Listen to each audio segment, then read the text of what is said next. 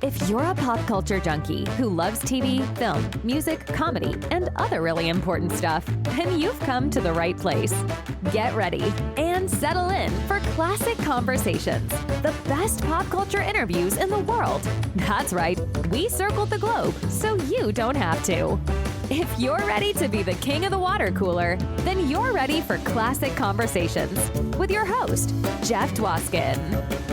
All right, Susan, thank you so much for that amazing introduction. You get the show going each and every week, and this week was no exception. Welcome, everybody, to episode 202 of Classic Conversations. And don't blink, because this one's a classic one, but it's going to go by in a flash. Flash, see what I did there? My guest today is John Wesley Shipp. That's right, the OG Barry Allen from The Flash from the 90s, now flashing it up on the CW. The Flash. You loved him in Dawson's Creek. Two-time daytime Emmy-award winner. John Wesley Shipp is coming up in just a few seconds. Ninja in a flash. But first, I hope you all celebrated episode 200 with me and comedy icon Dave Thomas of SCTV fame. That was amazing. Episode 198 with Rose Abdu. Amazing. So much amazingness. Let's add to the amazingness right now, shall we? Yes, we shall. I'm excited to share my conversation with John Wesley Shipp with you. Enjoy. All right, my next guest you've loved in The Flash, Dawson's Creek, NYPD Blue, As the World Turns, Santa Barbara, and a million other places. Welcome to the show, John Wesley Shipp. Hey, what's up? Hey, how are you? I am good. So nice to see you. Thanks. Good to be here. I wanted to kick off my question. I was trying to think, what's the first thing I should ask? The first thing I was wondering about is if you get PTSD every time you hear the song Drift Away. Oh, you mean the song I was singing when I was during my fatal accident? Yes. People have so many opinions about that. They gave me a choice of two songs. They said it could be Fire and Rain, or it could be Drift Away. And the whole setup, people had a lot of various reactions about it, including the writers. One of the writers said he thought it was a terrible way to get rid of character, but I actually appreciated it. It was time for the kids to go to school. They were leaving the creek. And they said, if Dawson and I had been fighting about what he should do about his future, then I have to go get milk because he drank all the baby's milk. And so I go, and it ends up that I have this conversation with the guy at the convenience store, who, of course, is a family friend because it's a very small town. And we work everything out. And so Mitch, after two episodes of conflict, has resolved everything in his mind. And he's in a really great mood, sort of a very zen moment, you know what I mean? Sort of everything's cool. He's singing along to the radio. He's eating an ice cream cone, and bam. So the last two episodes that I did on Dawson's Creek were two of my favorite, in that they made me feel like the previous 4 years had been about something, that it impacted the characters' lives so dramatically that it was like, oh, Mitch really did have an impact, really did make a difference. And it served the show because by fifth season, they didn't have any story. And so they knew that I didn't want to stay. And as the kids went to college, be relegated to basically a background player, stand holding the baby and wave at college day,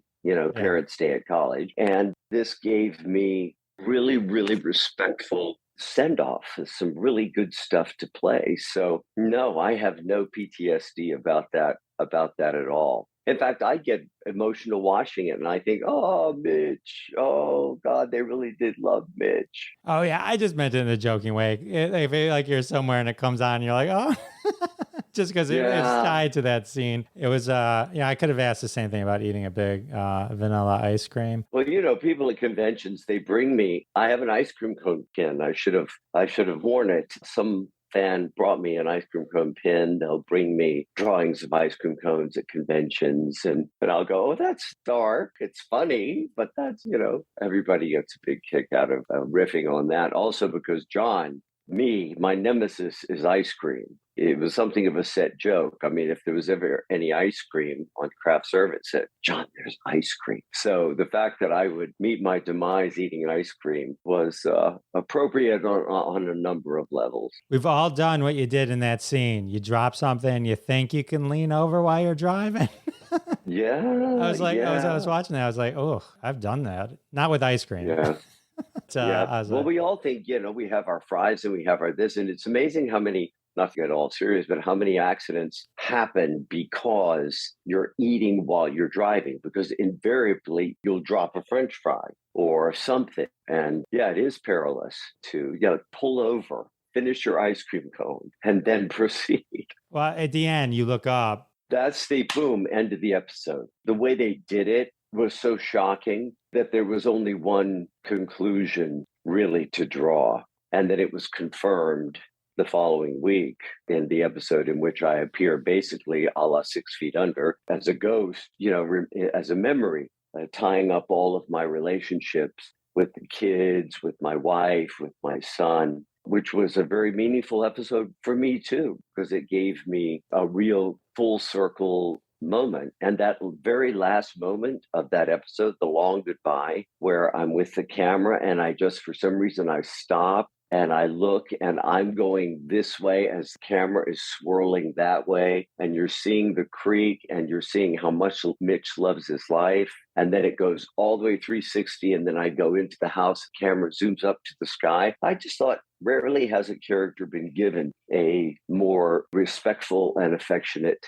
send-off. It really felt like a confirmation that it was the right thing to do. It was an important character, and then the death actually catapulted everything that kind of came after it and dealing with it. That's right. They were shooting the 5th season. They let all the adults' contracts expire because the kids were going to college. And instead of 19 or 21 episodes out of the adults, they only wanted 6. I didn't really want to hang around to do 6 episodes. It had been such a positive experience up to that point. So I went back to LA without closing my contract. They started shooting the first episode of 5th season. I figured I was done. I was fine. And then I got a call from Paul Stupin, executive producer, saying that if I come to LA, will you have coffee with me? And then I said, sure, absolutely. And then he said, the studio has shut us down because we don't have any story. What I'm out here to ask you is, if we give you the money you're asking and we promise you 2 really good scripts, will you come back and kill the character? Of course, at first it was like, but they were as good as their word. They gave me a beautiful send-off, and I don't regret a minute of it. Well, it's good that they gave you that courtesy. Yeah. You didn't see that kind of stuff on 90210, But, it also worked for them because suddenly they had story. It was Dawson's fault, quote unquote, that I had to go out for milk. So he's the reason I was on the road, because he drank all the baby's milk. He goes into therapy. Gail suddenly is a widow. I had relationships with all of the kids. In a way, Pacey's surrogate father. I mean, it reverberated not only throughout Cape Side, but throughout nobody saw it coming. Nobody. And it gave them story, as you yourself said. It sort of was a motivating event for everything then that came after. So everybody won. So as wonderful and beloved as you were on Dawson's Creek, I read you weren't in the actual pilot or the pilot presentation, right? No, I was off in Moab, Utah, filming The Lost Treasure of Dos Santos with David Carradine, Lee Majors, Kathy Lee Crosby, and Michelle Green. That was a very interesting 5 weeks in Moab, with our one-stop light and in our little hotel all there together doing this movie, which I don't think anyone will ever see. I think maybe an Aaron one. And so then they decided to go in a different direction after the pilot presentation. And so they sent it to me to look at, and I knew that immediately that it was something unique, that there had not been a show written for young people like this before, where they were having all of these complex, conflicting emotions and had a vocabulary to express these emotions. And in other words, Kevin Williamson was writing up to a young audience instead of down to a young audience, and I thought, well, this certainly it sounds different. The creek, the water is a character. in the show. And I thought, yeah, everybody had the sense at the beginning it was unique. And so I went in and I read and I auditioned, and I was shooting Soldier of Fortune, and Brad Johnson had broken my nose. We had this like 6-minute knife fight, and he threw the punch the opposite way, and I went right into it and flattened my nose. So I looked like Rocky Graziano going in to meet with the network people. But we made a joke about that, and everyone relaxed. And then I was on a plane like 3 days later, and I reshot the scenes from the first episode. They were already shooting the second episode. And then I picked up with the second episode and then was there for what was it? The fourth episode of the fifth season, I think, was when I left. All right. So I want to talk Flash. We'll talk Flash, but before Flash, let's talk before Flash. So you are a 2-time daytime Emmy Award winner, back to back. And the interesting thing about that is back to back on 2 different soaps. I wanted to ask you if there's any soap operas you want to be on, because it seems like you've been on every single one. I'm not a complete aficionado, but you've been on so many. I've been on every one that's no longer on the air. I don't take personal responsibility for that, but it so happens. It's been interesting because after the contract part, I was on Guiding Light for 4 years playing a really good guy. And since then, I've been able to come back and do 3 or 4 month gigs, which means, and I've gotten to play a bad guy, a brilliant, sadistic, woman-abusing lawyer on All My Children, another woman abuser on Santa Barbara. I started off as a really good guy opposite Julianne Moore on As the World Turns, and then I went all the way out to Stark Raving Mad and was killed. I was stabbed in the back during a rape attempt, So I got to play everything that I had been playing, and then all the way out to Crazy. And I got to break tight really early in my career. That was the good thing about that. And I did a limited run in 2010 as the abusive father, Ford father, Eddie Ford. So yeah, I've been able to jump back and forth between really good dads, really bad dad. I played the worst dad ever on Teen Wolf in whenever that was, 2011, 2005, 2012. And the reviews said, fans of Dawson's Creek and The Flash, get ready. This character leaves no room but for you to hate him. And it was Psycho Dad, truly was. Daniel Sharman played my son, and I was Mr. Leahy. And that was very dark. But it has allowed me to play a drug-addicted cop on NYPD Blue. I say my career has been comprised of superheroes and psychopaths. And so it's kept it interesting. Well, they are two sides of the same coin, right? So it's kind of, yeah, one gets dangerously close to the other, right? Sorry to interrupt, but we have to take a quick break. I do want to thank everyone for their support of the sponsors. When you support the sponsors, you're supporting us here at Classic Conversations, and that's how we keep the lights on. And now back to my stupendous conversation with John Wesley Shipp. And we're back. So do you love the fact, I imagine you do, that when people show up to a John Wesley Shipp role, they don't know what they're going to get, right? And I mean that in a good way, yeah. Meaning like... Yes. And that happened, and I have to thank the late Douglas Marland, multiple Emmy Award-winning, one of the last of the great daytime head writers.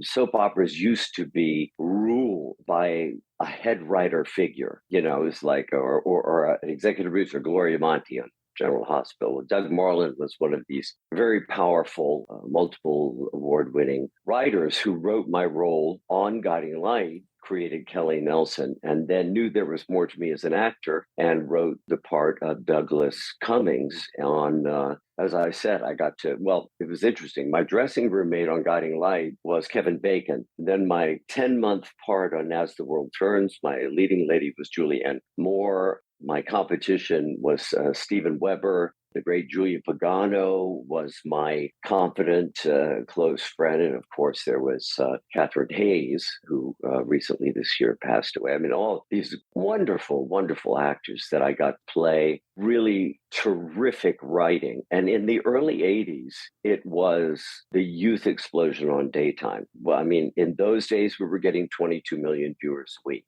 We were getting primetime numbers.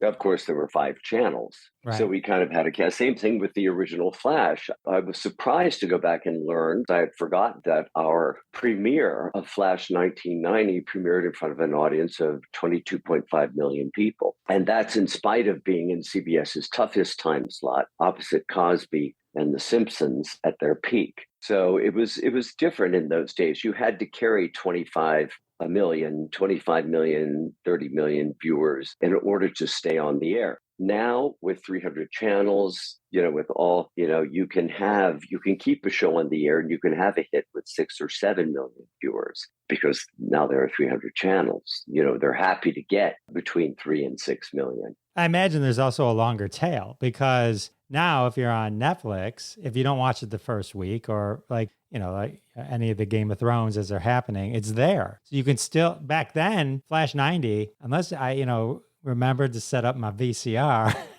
right? Well, that wasn't a guarantee either because they switched us to 8:30 to 9:30, and then they switched our night, and then we were preempted for the World Series, and then we were preempted for the first Gulf War, and then Daddy Bush threw up on the Prime Minister of Japan, and of course we had to cut away and see that, and fans couldn't find the show. If there had been DVRs in 1990, 91, I'm pretty sure it would have gone another season and we'd all be dead because getting an hour of superhero television in 1990, 91 was a different animal, and trying to do it seriously for real with, at that time, state-of-the-art special effects, lots of live action practical effects. We were blowing stuff up all over Los Angeles all night long, every night for 9 months. As Danny Bilson has said, if we wanted to blow up a semi of cars and shoot flames 35 feet in the air, we had to really do it. If I was going to do an eating scene that would go by like that, I'd have to eat and eat and eat and eat. There'd be a bucket beside me. Or if I was going to run, either me or Dane Farwell, my wonderful stuntman, would have to run and run and run. They'd undercrank the camera, they'd speed it up, and what would take you maybe 7 to 12 minutes to film would go by in 20 seconds, if that much, So it was a different animal trying to get superhero TV in 1990. Before I was introduced to Flash 1990, in 1990. I love how now with the CW, everything's like Batman 89, Superman 78. They all Right. We all have our numbers attached to us. So I was obsessed with Batman 89, Michael Keaton, Batman, Tim Burton, that whole evolution of the superhero and the way Tim Burton told that story and how it diverged so greatly from the Adam West, Burt Ward, shtick that they did with the original Batman. I loved it. I remember, I've embedded in my brain you in that Flash 90 costume when they were introducing it, because Flash 90 was in that vein, right? It was a full extension of that type of superhero storytelling. And I was in it for 100%. I loved it. Loved it. Yeah, Tim Burton's Batman and Danny Bilson and Paul DeMeo's Flash were both in development at Warner Brothers right around the same time, around a new idea of how to present these stories for a more mainstream audience, that they would not be spoofed. In fact, I was very hesitant to even audition for it when I heard they wanted me to audition for a superhero, because I was used to seeing the joke, the character's not taken seriously. And that's not really, I had been on Broadway. Like you said, I had I had been a question on Jeopardy, who's the only actor to win 2 consecutive Emmys from 2 different daytime shows. And I had just done Neverending Story 2, which we shot in Germany and Vancouver. And I wasn't at all sure I wanted to go into superhero television. I want to run around in a pair of red tights and go swoosh, bang, pow. Even though as a kid, I loved that. But they assured me that's not what this was going to be. It was going to be the most expensive show Warner Brothers had ever done, around a darker way of telling these stories, taking these characters seriously, having a family dynamic that fed into why he initially did not want to use his powers until his brother was killed. That there was an emotional underpinning to all the fun stuff that happened on screen. And all the fun stuff that happened on screen really was somebody else's job. My job was to ground it in a character, hopefully. While there was humor, it was mostly based in character and situation. It wasn't sit on a whoopee cushion, slip on a banana peel humor. You know what I mean? Right. And my job was to play this guy as honestly as possible to provide an emotional underpinning for this action adventure show with superhero powers. It was an experiment at that time, which certainly now has paid off. We were coming, Tim Burton's Batman, which was the year before, released the year before, and we started shooting in the spring of 1990. We did not know, it was not a given, how it would be received. Now, 24 years later, the new shows come, the audience is there. San Diego Comic-Con is a huge event. Over 100,000 people take over the town. The audience is ready for it. But in 1990, it was a new animal. And looking back, I'm very proud to have been at the cutting edge of a new way of telling these stories for the screen. Right. The problem with superheroes back then, where you and Batman 89 and Flash 90 stood apart, is there were so many bad ones. There was so many people that just didn't get it right, either before or after, especially once it got really big and then they kept doing it. Now they've got all the tech where they can, and the story writers and people take it much more seriously now across Marvel and DC. But there was periods of time where there was just so much garbage. So you stopped even taking a chance on it. Yeah. But the Flash 90, like you said, was just stellar in terms of how it approached everything. And again, any fan of Batman 89, that, could have only helped, right? To just say, this is the direction. This is where superheroes are going. And it was wonderful. Thanks. Talk to me about working with Mark Hamill. That must have been fun.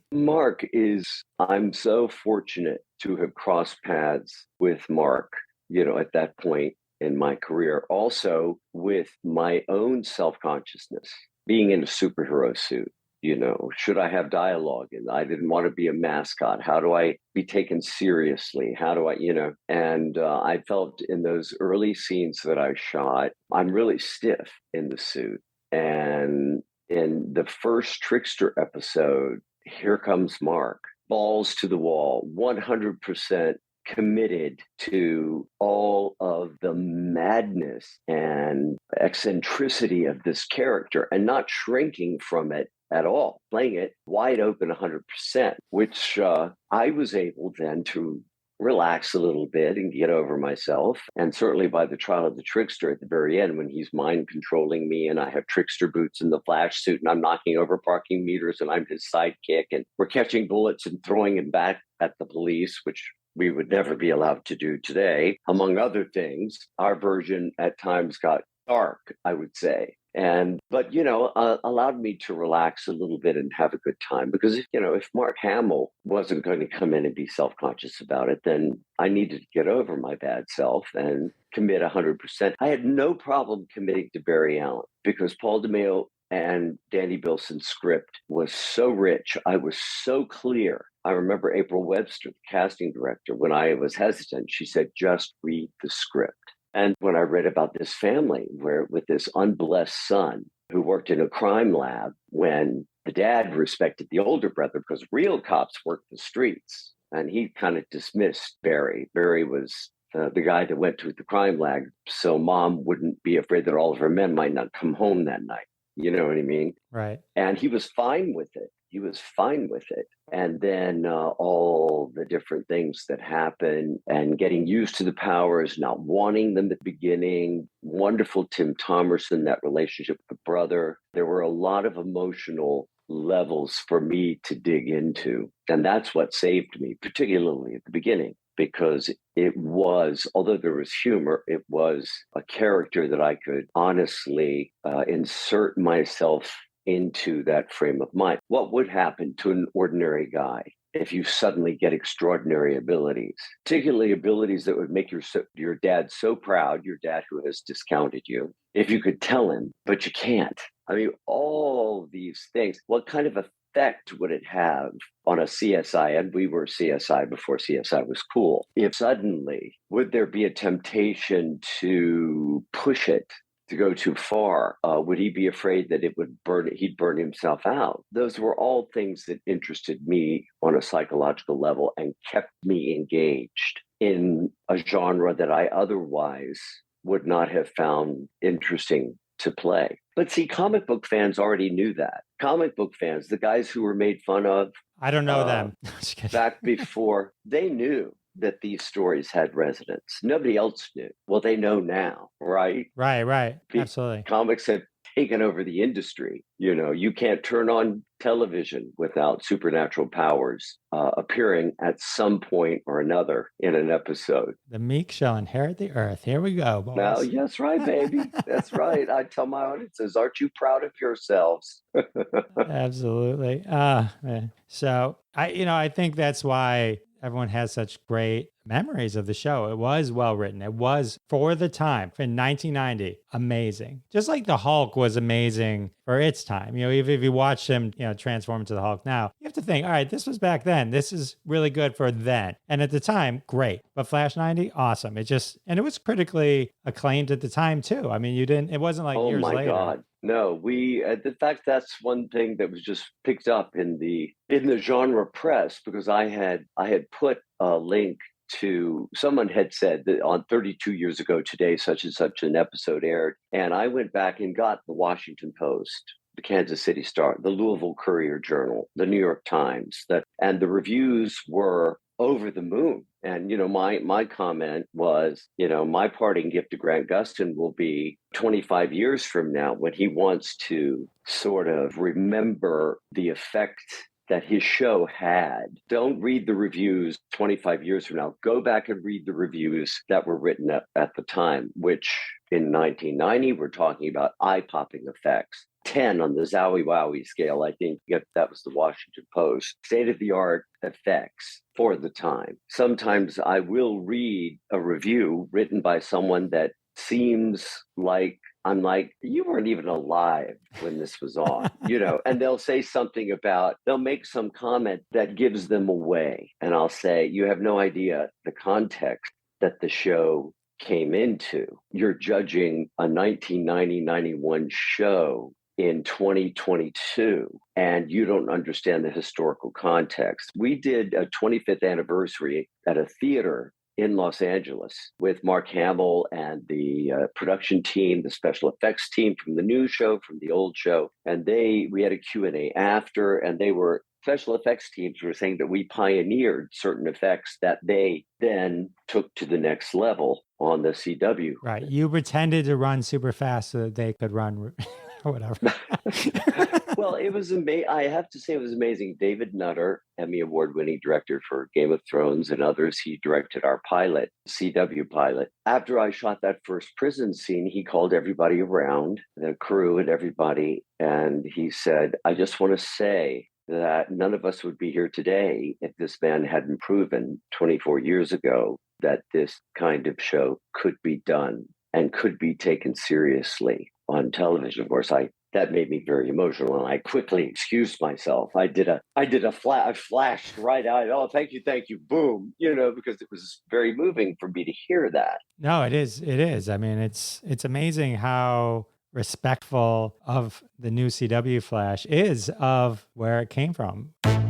Sorry to interrupt, but we have to take a quick break. John Wesley Shipp needed a second to compose himself. I told him not to go get an ice cream. I kid. All right, and we're back. Well, I didn't realize that our executive producers, Andrew Kreisberg, Greg Berlanti, who was one of my head writers on Dawson's Creek, I never knew Flash was his favorite character the whole time I worked with him on Dawson's Creek. I mean, never said anything about that. Jeff Johns and David Nutter. David and I, we were getting ready to film a very wrought scene where Barry's being taken away. The mother has just been killed. Police are taking me away. They think I've killed the mother. And, and right before we go to them dragging me out of the house, he comes up to me. He says, "You were my hero growing up." Okay, 5, 4, go, action. And I'm like, Now, I think he's a very smart director. And that's exactly where Henry should have been, thrown off.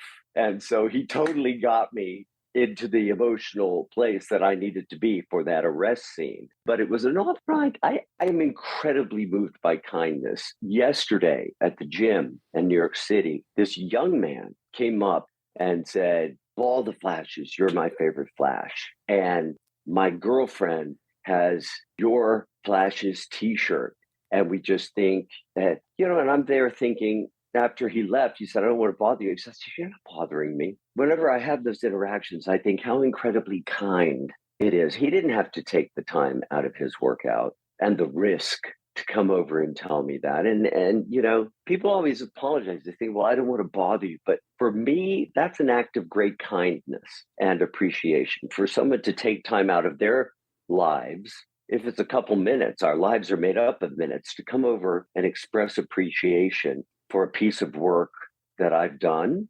Of course, I'm grateful to receive that, in the spirit in which it's presented. It's great to hear, and especially when, just to hear nuggets of how you changed, or impacted somebody's life. It's a wonderful thing. Those are the type of messages we need to share for people who were superheroes or not. Just if someone, it's always good. Or not, a teacher. That's what I say. Also in my Q&As, I'm getting ready to go back to Ecuador. My God, last time I was in Ecuador, it was like 50, 60,000 people. It was over the top. In Lima, Peru, it was 100,000 people. And I had a security detail of, it was like the enthusiasm and worldwide, London, Paris, Dublin, wherever I go to appear, the impact of these shows. And I always try to make the point, 2 points. One, don't let superhero entertainment become a trap. There is a trap in superhero entertainment. If we develop a psychology, like in the old Greek theater, the Deus ex machina, it's going to be okay because something outside of us is going to come down and save us. Some superhuman element, whether we call it God, whether we call it Superman, whether we call it, the God in the machine, as they called, in the old Greek drama, is going to come and save us. And I say, number one, you have to find out what the heroic elements are in your life, because you have to be the superhero of your world. And then I also say, everybody, all of us, these are stories, and I think that's why they relate. Each of us has, I call it a vein of gold, a thing that we do specifically well. Sometimes we don't even know what that is, but usually we do, really, if we're quiet with it. And how do you deal in your world with what you know to be your gift? You get to watch these stories on screen. And Barry's a wonderful example of that because he's just a regular guy. He's not a vigilante. He's not Hugh Hollywood hero. He's a regular guy with an extraordinary gift. And how does he deal with that and come to terms with it and not let it run away with him, metaphorically and literally, on a daily basis? It's so much deeper than what people give credit for. It's like, it's such a nuanced way of telling stories. It's so wonderful. That's why it draws in. Is it like heartbreaking? Like they're ending the Arrowverse and they're bringing down, this is the final seasons, 9 is the final season. It's like, no, you know what? I got so close to Grant that for coming in and playing his father in those beautifully written scenes. And each scene was as beautiful or more and textured and layered than the one before. We developed as actors, as human beings, as characters, such a close relationship. And I don't know how the man has lasted into season 9. And so I'm not sorry that I know that he's ready to move on. And he has given it his all. And it's time. 9 seasons is a lot to do anything. I mean, I think most people, you always hear people, actors saying, it was time, we did everything we could. It's like at some point you have to do something else. And then when you add special effect, then when you add that you're working in a suit, a superhero suit, and you layer everything on top of that, and you're the Flash in the Flash. It's been a truly heroic effort on his part that he's kept up his energy, his enthusiasm, his commitment to the role and the project character. And I've just had a blast working with him. And I'll be interested to see how they close out this 9th season. You brought back Flash 90. You've been also Jay Garrick, Earth 2 Flash. Do you love that costume? Such a cool classic Compared costume. to the original one, absolutely. Oh my God. I can just take that helmet off as I always do. I walk in, hi, helmet. It goes under the arm. Also, it's an outer leather shell and an Under Armour suit so they can wash the undersuit. That was the problem with the first suit. They couldn't clean them. $100,000 to build 4 suits in 1990. That's like $380,000 today, to construct 4 Flash suits, 2 for the stuntman and 2 for me. And they had all kinds of problems. I was sweating through them. They were crumbling from the maintenance from like 3rd episode onward. And they would just hang it in my trailer and spray it with Lysol. Then when I put it on at 5 a.m, it'd still be wet, sticky. And, thank God there have been improvements in a quarter of a century. So did no one want to hang out with you at the end? Hey, John, yeah, we're going to call it a day, John. It's like, yeah, cut. Okay, you go back to your trailer. We're good. What you guys? Yeah, we're good. We'll see you later. Do you want another one? Can I do another one? No. We got it. It's good. Oh man. It's funny. I Googled something. It was like other superheroes, other actors that returned to their roles years later. But you got everyone beat. It seemed like Michael Keaton maybe was going to start to become on your heels, and then all that kind of went to the wayside. The Crisis on Infinite Earths was an amazing kind of show and connection. Actually, Evan Miller was in that one too. There was a lot of Flashes in Crisis, but that is like this article I found said superhero or actors that returned to superhero roles. Most of them were from the Crisis, from like Burt Ward doing Robin again, Patrick Stewart, Professor X, but I didn't really count that one because I feel like he never really stopped playing that role. And then Andrew Garfield, Tobey Maguire, re-examined, but I think you've kind of set the bar for coming back. Like I said, Keaton was trying to, but Batgirl got canceled, and then who knows what's happening with that Flash movie now. And when I stop, and I think I've played, 5 characters across 4 different shows. I was Barry, I was Professor Zoom on Batman the Brave and the Bold. Then I came back 24 years later as Henry Allen. And then 28 years later, I was Jay Garrick. And then 29 years later, I came back as Flash 90. If you count that and then I took Jay Garrick to Stargirl. So that's CBS Warner Brothers Flash, Batman the Brave and the Bold, CW Flash, CW Stargirl. So it's been 5 characters over 30 years across 4 different shows in the same franchise. It's kind of mind-blowing. It's nothing I ever expected. That's incredible. I mean, can you think of anyone who's even come close to something like that? Well, they tell me no. It's been pointed out to me because I didn't think anything of it. It's just another part I would want to play. But someone said, stop and think about, this is something for you to notice. It's like you're unique in this genre. The length of time, the scope, the single franchise. I've been myself, my own worst enemy, my father, my mentor, and then a new version of myself. It's on 4 different shows. So that's bizarre, but I'm grateful. So and this is while doing Broadway. I've been Broadway twice. I, of course, did Dawson's Creek. I drug addicted cop. I was Psycho Father on Teen Wolf, The Closer, CSI New York, all these other things, and regional theater. But the thread that keeps coming back is the Flash franchise in always very surprising ways. It's amazing. I always try and dig and try and find some random thing that I Okay. Let's just say I have no idea if this is true or not, but let's go with it for a second. So, all right, this relates to Flash 90. Daredevil. Rex Smith was Daredevil in Trial of the Incredible Hulk, right? So they brought back the Return of the Incredible Hulk with Eric Kramer as Thor, and then they did the sequel, and Rex Smith was the first Daredevil. And the idea of both of those was to try and spin off a Thor show and then a Daredevil. Thor, I think, had a writer's strike, and then the Daredevil one, this is where you come in, is he says, I hear from my agent, CBS bought out my contract because they're coming out with this show called The Flash and they don't want the competition. So NBC sold his contract so they could bury that so that The Flash would be the only superhero show on it. And then Rex Smith went back to As the World Turns, his soap opera career. So Oh my goodness, really? I had no idea. I I had didn't no either. idea. It was just it was so random. I just, I don't even know how I found it. Sometimes you go down these Google rabbit holes, you can just find stuff. It was just, And I came off of As the World Turns to go to The Flash. So oh, there you go. So funny. I know back then you'd always joked it was good news, bad news that the Flash 90 got canceled. Like you said, gave so many examples how hard it was. The universe wanted it's just to. the number of hours. I mean, we'd be shooting all night long till dawn by Wednesday. And, we'd be tenting in the back lot at Warner Brothers in LA. And the studio executives would be coming to work as we were going home. And our guest stars by about the third day of the episode would be, you do this every week. And I remember the topper was we actually woke up a director in his hotel and brought him to the back lot at Warner Brothers to start shooting an episode at 3 a.m. on a Saturday morning.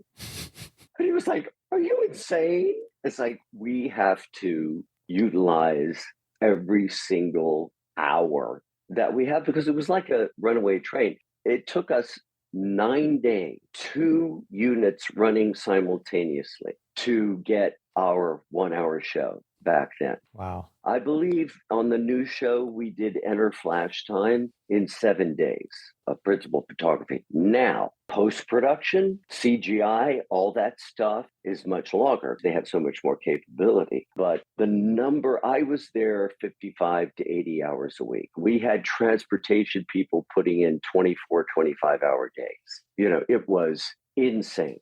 So, and it was that way from the third week in August through the second week in May with 4 days off for Christmas. And that was it. I would be under the shower at 6 and I wouldn't know if it was AM or PM. We had worked till like 10 in the morning. So our call was like 3 in the afternoon. And I got in my car and I drove to Warner Brothers and all the trailers were gone.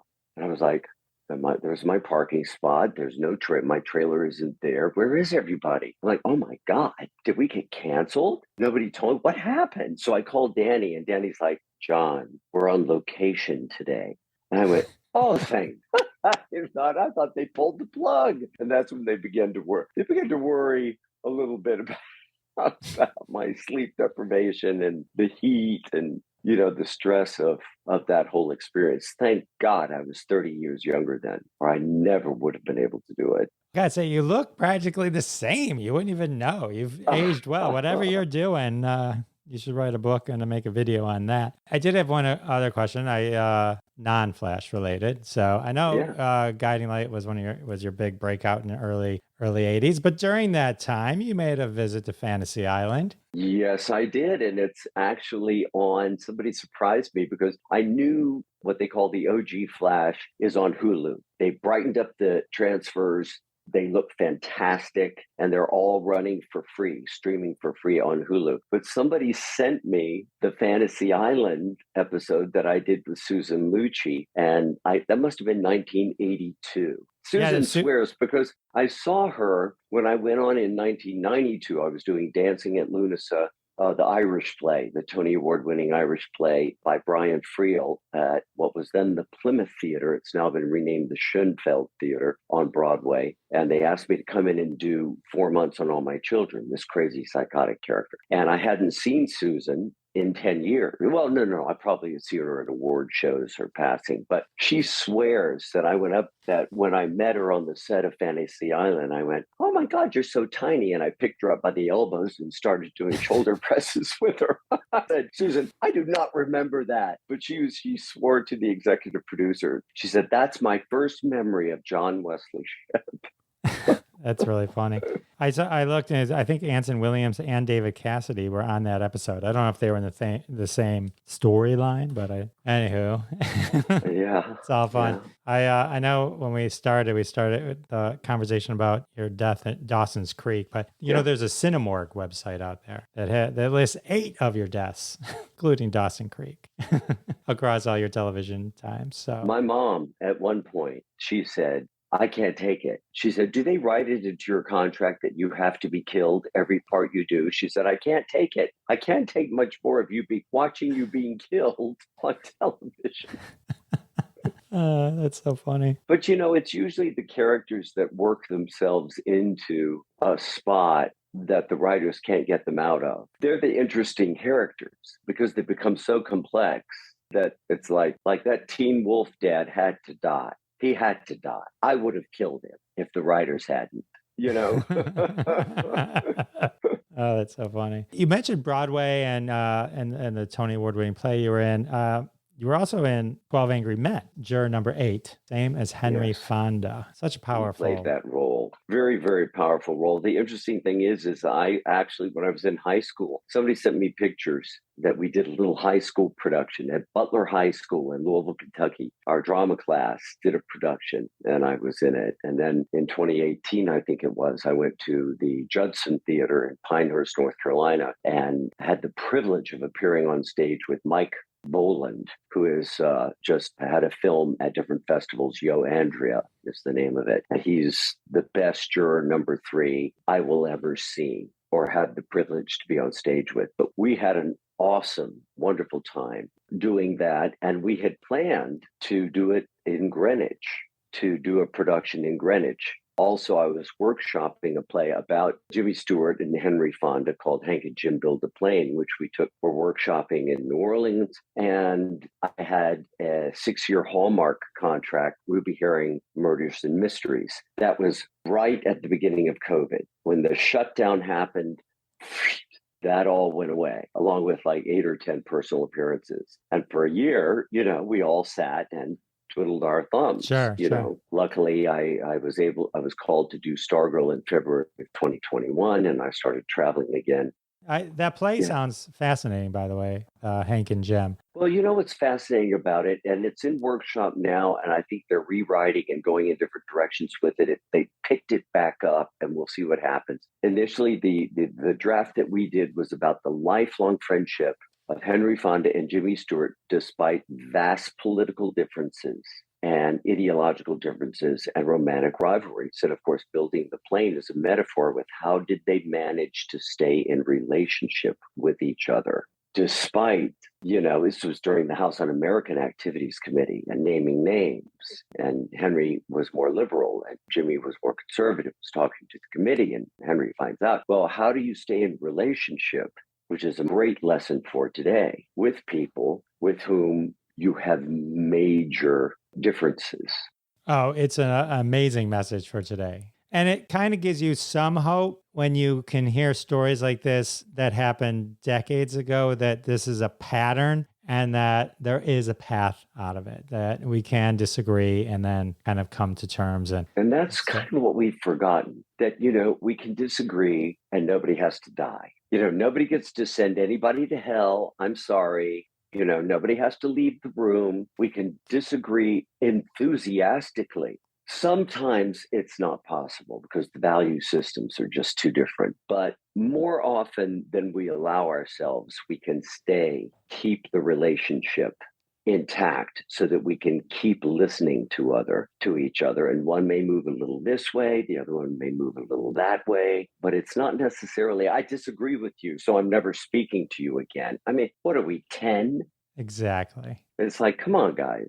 One thing, my dad, who was a minister, he just passed away in June. I'm sorry. He was a very progressive minister. And one thing he said, when you're in a disagreement with a person, he said, and you disagree with what they're saying and you're having a disagreement, he said, attack the idea, but never the person. Those are great words. Yeah. Sounds like your father was an awesome, awesome guy. He was. Sorry for your loss. Thanks. So any Flash reboots coming up or like, no, what would you do if they said, you know what, Flash 90 is so popular, bringing back, we want to do a limited run. We want to do a series. We want to bring you back. The character that I feel that I am uniquely qualified and situated to play right now, both age-wise and experience-wise, is Jay Garrick.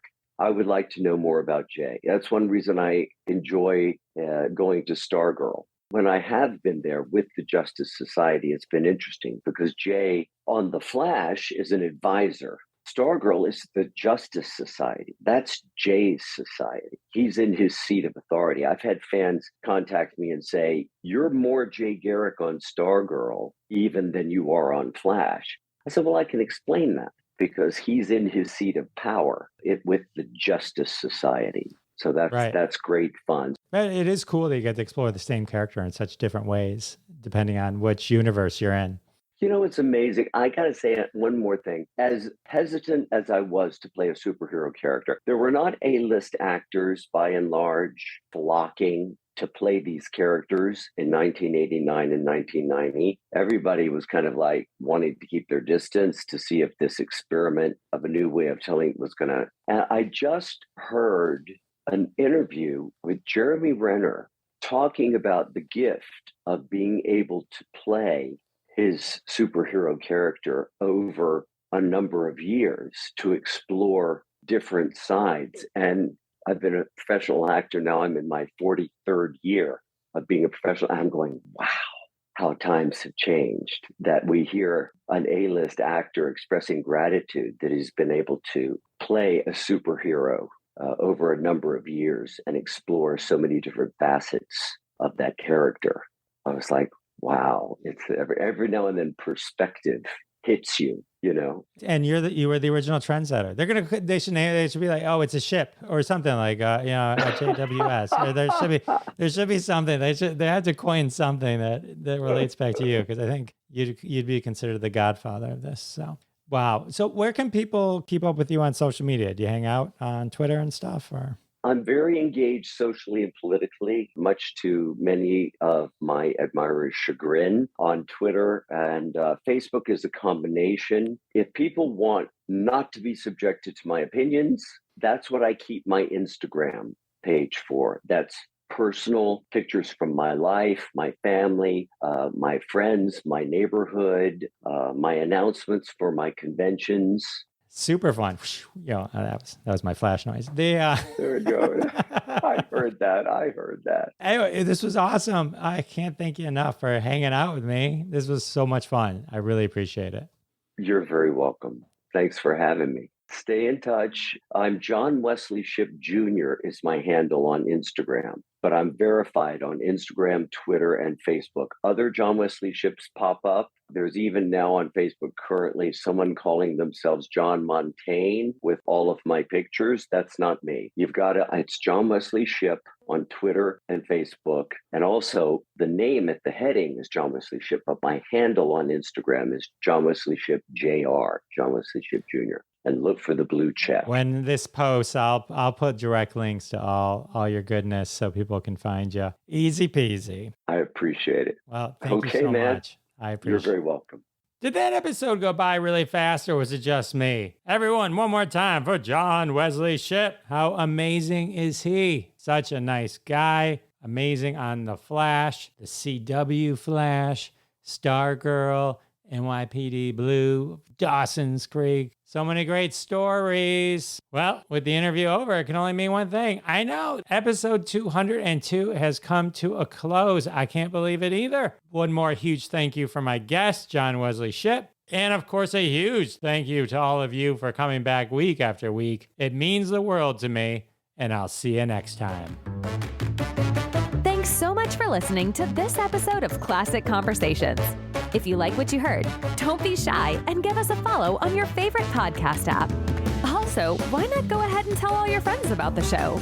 You strike us as the kind of person that people listen to. Thanks in advance for spreading the word, and we'll catch you next time on Classic Conversations.